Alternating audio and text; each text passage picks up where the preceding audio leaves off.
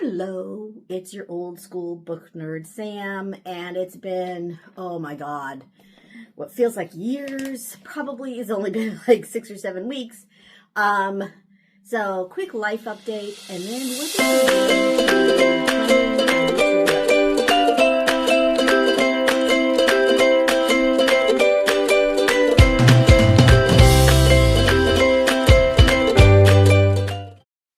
editing scene.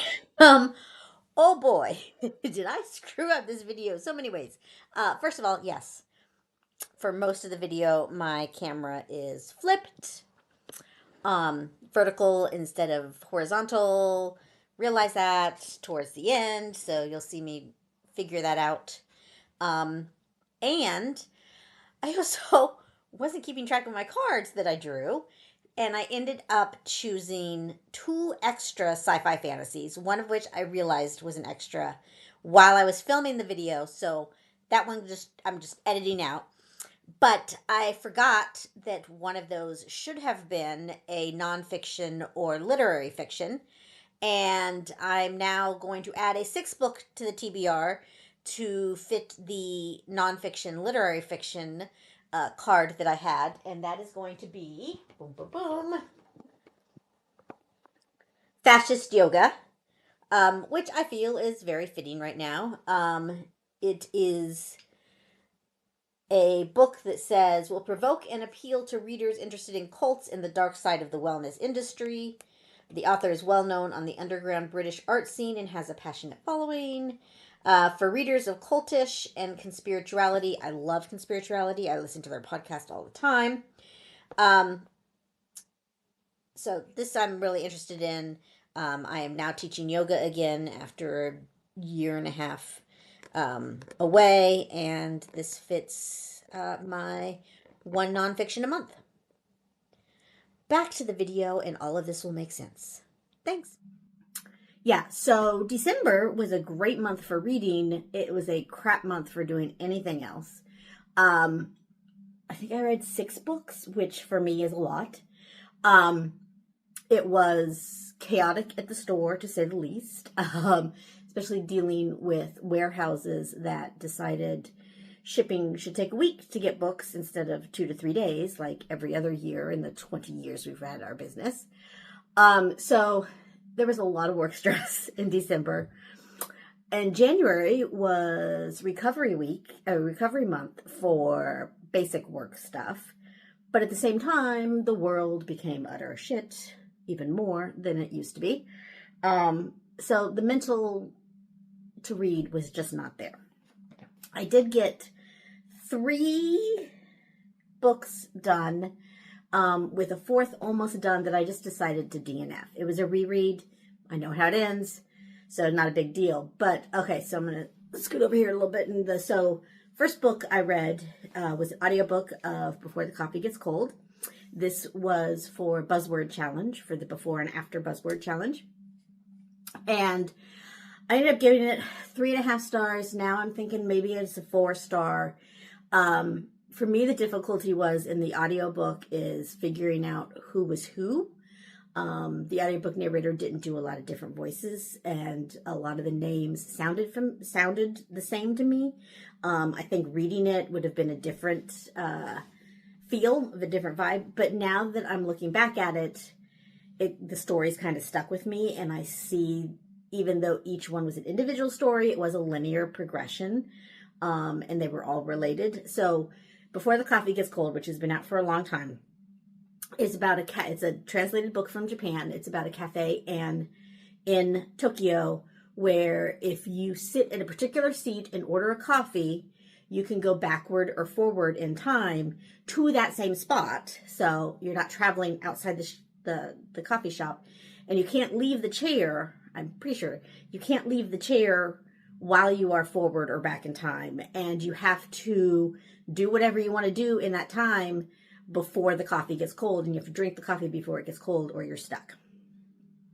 So it's a story of cafe regulars and cafe staff and tragedy and hopefulness. So I might end up going and reading the rest of the series, just to see how they compare. Again, I started it at 3.5 stars, but now I'm starting to think it's a 4-star. The physical book I read was Time Hop Coffee Shop, which probably I should not have read right after Before the Coffee Gets Cold, because I found myself comparing them, because this is similar.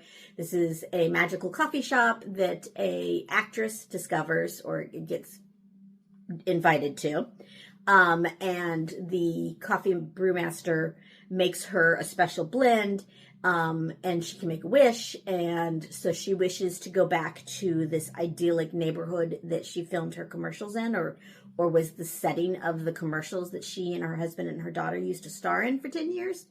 And she keeps going back to it. But in the meantime, she and her husband in the current world have separated.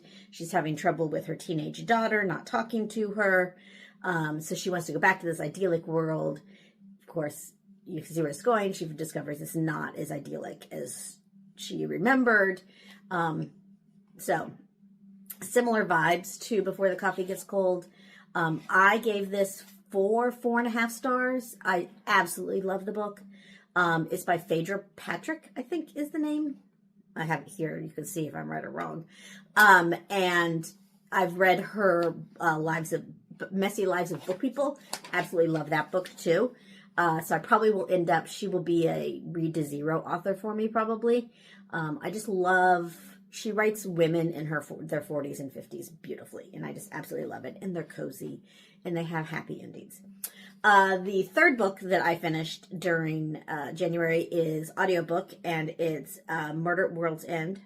I think I have the title right. Again, popping it up there. And this is a new release audio and hardcover historical mystery set on a remote island castle manor house. The Halley's Comet is coming, and the person who owns the manor is freaking out about it, so he locks everybody in their rooms and seals them in their rooms, and then the next morning his staff finds him dead. So it's a mystery of how, in this literally locked and sealed room, could he have been murdered. One of the staff people and the victim's great aunt or cousin, there's a relation there, and it's not real clear. It's definitely like an aunt. They call her great aunt or whatever. She is like 80 and wheelchair bound, but her mind is brilliant and she's a scientist. So she and this footman solve the murder, and there's a whole thing with the inheritance of the property. It's a fun historical mystery. Highly, highly recommend. I give it 4.5 stars. Highly, highly recommend the audiobook, because it's 2 narrators. One narrator does the footman and only the footman. And then the other narrator is Sir Derek Jacobi. And if you don't know him, he's a famous Shakespearean actor who's done some comedy as well. Really good friends with Ian McKellen. He does all the other voices. So like 15, 20 other voices, and they are fabulous. I'm not someone who likes multiple narrators or production audiobooks. I prefer single narrator audiobooks, but this, perfect. So that was my January. That's my life update. I am looking at February as a great big reset for everything. I am filming from my new reading room, which in a moment I will spin the camera around and we'll do my TBR game from there. But I'm also, well, when I get to the TBR game, I'll talk about the challenges I'm doing. But anyway, so I'm looking at February as a big reset. I've got my new reading room. The dog's still here with me in our reading chair. And I have a new TBR game, and I'm going to use it to select pile of possibilities. I'm not tied to anything that I draw or choose, except for book club books. And when we get to the TBR game, I will talk about what those are. But let me just introduce the game really quickly, and then we're going to play it, and then we'll select books. So it is TBR 5-card draw poker. I'm going to put the thing up here. And it's basically a card game. 5-card draw poker. Everybody should, it's the basic poker game. And I am going to, so in my final hand, each suit is a genre, so I'll pop that up here. We have clubs would be nonfiction or literary fiction. Diamonds would be fantasy or sci-fi. And then spades are mystery and hearts are romance. Those are my two genres that I read the most of, so they get their own thing. In my final hand, face cards. Poop a new thing up there. Face cards mean I draw a prompt from my prompt teapot. So this is what I'll talk about, my challenges. So I'm doing 1, 2, 3, 4, 5 challenges plus book clubs all year. They're year long. The first one is my store's story graph challenge, which links to all of these will be down below. The second and third are the buzzword and the buzzword cover challenges from Books and Lala. Again, link down there. And the fourth is the map of stories from Leandra, the TBR Zero, as part of the TBR-a-thon. And then I'm also challenging myself to read one nonfiction a month. So I've put these up there as I was talking about them. So face cards on my poker hand are drawing from my TBR teapot, and that is all of the prompts for all of these challenges. So the buzzword challenges are meant to be like monthly, like a different one each month. And I felt like that was trapping me into reading something that I maybe didn't want to read. I already switched out the first 2 months because I have a book club book for February that matches the January prompt. And I decided I'm just going to throw all those prompts into my teapot. And when they come out, that's when I will address the prompts, so that by the end of the year, knock on dogwood, that I have done all of the challenges for all those 4 plus my nonfiction. And it's just general nonfiction. So 1 nonfiction a month. Plus, I'm also tracking all of my book club books. I have 2 regular and 2 semi-regular book clubs that I do at my store.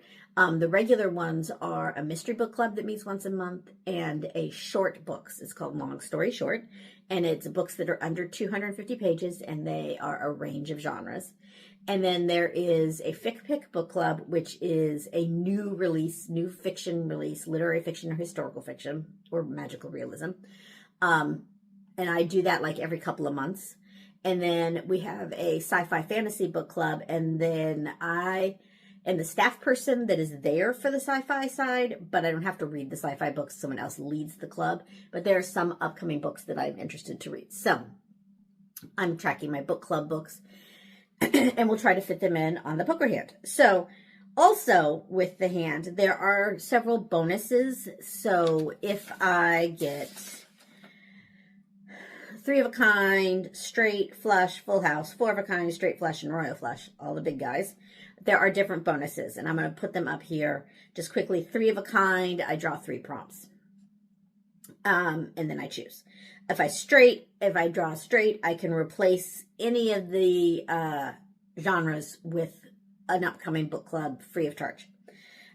Flush, I can roll for genres, because since they're going to be all the same suit, I roll for genres, and there's a D6, and each on the D6 gets a different genre. So a D1 is romance, D2 is nonfiction, D3 is mystery, a 4 is sci-fi. I said D. 4 is sci-fi, 4 is fantasy, 5 is sci-fi, and 6 is general fiction. So that's there. And then full house, I can do some additional bonuses by drawing prompts or rolling for different genres. 4 of a kind, I draw an extra prompt for the non-matched card, and I can ignore the genre on all prompts that are drawn. Straight flush, I roll for genres, again, because they're all the same suit, and I can replace 2 with book club books, no questions asked, freebie. And then royal flush, the big guy, I roll for the genres, and I draw 2 prompts for every face card and choose 1. So chances of me ever getting a royal flush or anything above a straight, slim to none. That's the thing. So, let's get rolling. Oh, way to the rolling. Okay, I know I said rolling. What I really meant was drawing cards, playing poker. Let's see if I can get this straight where I can see the camera and the cards at the same time. So, do a little shuffle here. And again, it's going to be 5-card draw, which means I deal myself 5 cards, and then I can select up to 3 to redraw. And I'm aiming for various hands to give me bonuses. So, let's do this. So, I'm going to do it laying the cards out. So far, we've got a 10 of diamonds, a queen of hearts, an ace of diamonds, a 10 of clubs, a 5 of diamonds, and an ace of clubs. So we've got 2 pairs. So let's stay with the 2 pairs. So we're going to take these cards away and draw 2 more. And we have a queen of diamonds and a 8 of diamonds, I believe that is. Yes, 8 of diamonds. So we just have the 2 pairs. But we have 1, 2, 3, 4 diamonds, which is fantasy or sci-fi. And 2 clubs, which is nonfiction or literary fiction. That doesn't help me much with my mystery book club book. So we'll see. I do get to draw 3 prompts. And I do get... I don't get a bonus because it's just pairs. Well, that sucks. Let's see what I come up with. So, we're dealing with 2 pairs, lots of sci-fi fantasy, and 2 fiction or nonfiction. Okay, so for the card game, I drew 2 pairs and 2 suits. So, sorry, I need to adjust here on my little cushion. I'm in front of my new reading nook bookcases, which I'm going to do a tour of once they're all done. I've still got like 3 or 4 more boxes of books to sort and figure out, and 2 more bookcases to build. Anyways, since it's my game, I get to make the rules, and I hadn't planned on bonuses for 2 pairs. So I'm going to override myself and create a new bonus right here on the fly, and that's going to say for a straight or 2 pairs, I get to replace 1 card with a book club book free of charge. So for my 10 of diamonds, which is supposed to be a fantasy or sci-fi with no prompt, I am going to switch that out for Everyone in the Group Chat Dies, which is my February mystery book club book. And this says, Kirby Cornell needs a break from everything. Her crumbling apartment in the sleeping town of Crowhurst, her dead-end job, her sleazy landlord, her messy roommates, and most of all, the terrible thing they all did. Luckily, that hasn't caught up with her just yet, until a new message on their old group chat pops up. Everyone in the group chat dies. It's the first text her ex-roommate Esme has sent for ages, but that's not the really weird thing. The really weird thing is that Esme died 12 months ago. So, interested to read this.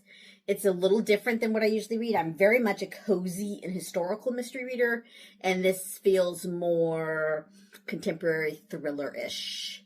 And this also meets the prompt that I was talking about that I had to switch out for buzzword cover with blood, internal body part, on the cover. So, that prompt will be met in February. For the other non-prompt drawing card, which was literary fiction or nonfiction, I am going to go with another book club book because I do have a literary fiction book club book this month. And that is The Art Collector's Wife by Susan Knecht or Knecht. This is from a small press. This is part of my 250 pages or less, and this is 228 pages.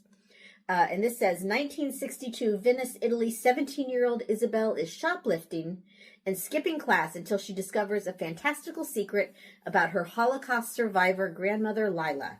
She has stashed away a collection of Renaissance art. To be fair, it's not a complete surprise. Lila is secretive about the war and the dreadful time before, when the whole living world came to a standstill. More than anything else, Isabel longs to know about her mother and father who perished. The Art Collector's Wife is a story that travels across the canals of Venice all the way to the catacombs of Paris in search of a family's truth. So, that sounds really interesting. I've lived in Italy when I was in high school. So I've been to Venice once. And I love old Renaissance and medieval art. So this is a kind of combination, and I'm looking forward to this because this looks like it's a nice family drama, maybe pretty relevant with what's going on in our country right now, the lead up to Nazi Germany. So looking forward to that. It is teapot prompt time. So lots of prompts in here. This is a cozy little teapot that I painted myself. So that's why it looks pretty bad, because I'm not an artist. Our first draw is going to be a sci-fi fantasy pick. And let's see what the prompt says. Let you all see that first.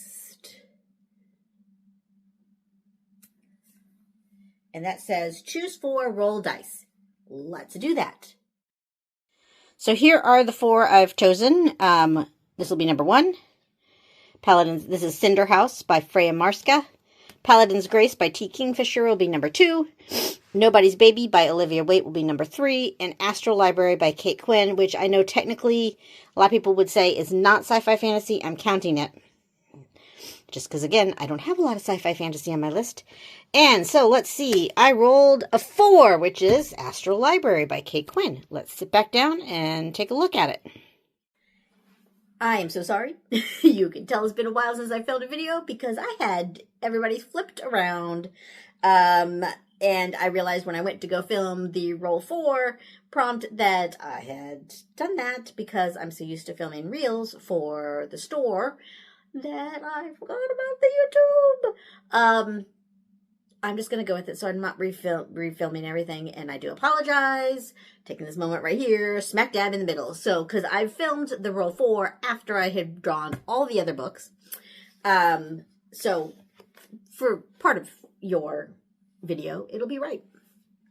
Anyways, Astral Library is what I did for the pick 4 roll for 1. And this is from Kate Quinn. Alexandria Alex Watson has learned one lesson from her barren childhood in the foster care system. Books will never let you down, unlike people. Working 3 dead-end jobs to make ends meet and knowing college is a pipe dream, Alex takes nightly refuge in the high-vaulted reading room of the Boston Public Library, escaping into her favorite fantasy novels and dreaming of far-off lands. Until the day she stumbles through a hidden door and meets the librarian, the ageless, acerbic guardian of a hidden library where the desperate and lost escape to new lives inside their favorite books. So, a lot of people would say this is magical realism, literary fiction. I'm saying it counts as sci-fi fantasy because magic doors aren't real fantasy. So, that's being added to the list, and let's move on and flip you guys back around to the wrong way. Okay, next prompt. Settled here again. And this is going to be for literary fiction or nonfiction. Let's see what this prompt is. Buzzword, this or that. So let's see what we come up with. So for that one, I am choosing This Book Made Me Think of You. So this is there. It actually comes out on Tuesday, which probably is about the time that this will be popping up on the interwebs. It is one that I've been excited about for a while. This is an ARC that I got sent by Berkeley. I own a bookstore. I get lots of ARCs sent to me. It says 12 books, 12 months, one chance to heal her heart. When Tilly Nightingale receives a call telling her there's a birthday gift from her husband waiting for her at a local bookshop, it couldn't come as more of a shock, partly because she can't remember the last time she read a book for pleasure, but mainly because Joe died 6 months ago. When she goes to pick up the present, Alfie, the kind and adorably bookish bookshop owner, explains the gift, 12 carefully chosen books from Joe, one for each month to help her turn the page of her first year without him. Her monthly trips to the bookstore and heartfelt conversations with Alfie give Tilly the comfort she craves and the courage to set out on a series of reading-inspired adventures that take her around the world. Okay. This just feels like a hug. It feels like a hug and love to bookstores and bookstore owners and what we can do to help people through various challenging times in their lives. Yeah, big goof there on my part. So this is how you lose the time war. This or that. This actually is going to be a book club book for my book club, like in October, for the short book club. But my friend Alex, who is one of the booksellers at the bookstore, has been trying to get me to read this forever. It's only 198 pages. She says I'm going to love it, so fingers crossed, and it gets added to the pile. Let's draw another prompt, and hopefully I won't screw that up, and it'll be a sci-fi fantasy. So, can't believe I did that. Wasn't paying attention. Won't blame the dog. Okay. Here we go. Sci-fi fantasy, a book with a plus-sized main character. This is really important to me. It sucks that it's got to be a sci-fi or fantasy because I absolutely love romances with plus-size characters. I might override myself on this one. I don't think I have any sci-fi or fantasy with a plus-size character. So let's dive in and see what I can find. That was like 45 minutes ago that I drew that thing. I went through all of my, you can't see them, but sci-fi fantasies, which really is not that many. It's like 10 or 15. Because again, it's not a genre that I read a lot of. And I went through everything I have on Libro. There was nothing that matched it that I could tell. Now, there were some where the cover images looked like a nice, good old plus-size heroine, but it didn't say it. So I'm overwriting myself on this. My game, I make the rules. I am choosing a, I would say romance-ish. I don't know if it's officially a romance or not. I think it is. And it's called Because Fat Girl. And that's an obvious plus-size main character because fat girl. So Hollywood isn't nice to women like Diana Smith, but that hasn't stopped her from being unabashedly queer, plus-sized, and determined to make award-winning movies that showcase the diversity of her community. She was so close to her goal, appearing at festivals and getting attention for her short films when grief came and shattered Diana's directorial dreams. Forced to move to the suburbs with her sister, the closest thing Diana gets to the movies these days is dressing the stars of them at her high-end department store job, until one day she gets a pity invite to a gala full of Hollywood's most elite, where she unwittingly attracts the attention of a famous action star. The unexpected pairing shocks their friends and the tabloids, forcing Diana to choose between the status quo and the silver screen. For the first time in her life, doors open for Diana and the possibilities seem endless. The chance to create unforgettable films, to shake up the industry, to inspire everyone who's ever felt like they didn't belong. But fame always comes with a cost, and to get her Hollywood ending, Diana's going to have to go completely off script. So, this sounds fun. Sounds like it might be a little deep because there's the grief element in it. But I'm looking forward to this. This is from Lauren Marie Fleming, and that's not an author I'm familiar with. So that gets added to the pile. Oh, we're making progress. We have one more draw for sci-fi fantasy. Again, let's see what we come up with. Okay, so here's my pile of possibilities. I had to edit down a little bit because I miscounted my cards and I drew 6. So there's a little editing wonkiness going on here. But so the first 2 books were not prompts. I took off a sci-fi fantasy and replaced it with a book club book. Everyone in the group chat dies. which is part of the bonus for having 2 pairs. That. And then for my non-prompt literary fiction, a book club book, The Art Collector's Wife. It takes place in the 1960s and Nazi Germany time period. And then I had choose 4 and roll the dice. And for that, the dice rolled me The Astral Library by Kate Quinn, again, sci-fi fantasy. And then I drew a buzzword challenge, this or that. So we're going to read This Is How You Lose the Time War. And then lastly, I drew a plus size character for sci-fi fantasy. Couldn't find one that was obvious to me. So I'm overwriting the genre prompt and going for Because Fat Girl. It's a romance contemporary. So that is the piles of possibility. Nothing came up that was an audiobook for me. I might get This Is How We Lose the Time War as an audiobook and do that. But there probably will be an audiobook or 2 added to this. And that is me coming back to YouTube. Next video, I will hopefully do a little tour of this here. Next weekend, I'm participating in Leandra, the TBR Zero's TBR-a-thon weekend. So I will be recording a reading vlog for that. I'll be rolling on her library. Maybe that's where I find my audiobook. Lost in the Library game. That's what it's called. And that's it. Thank you for joining me. Thank you for bearing with me as I remember how to do all this. I'm sure I will forget and have to do it all over again. Have a great week. Have a great read. Bye.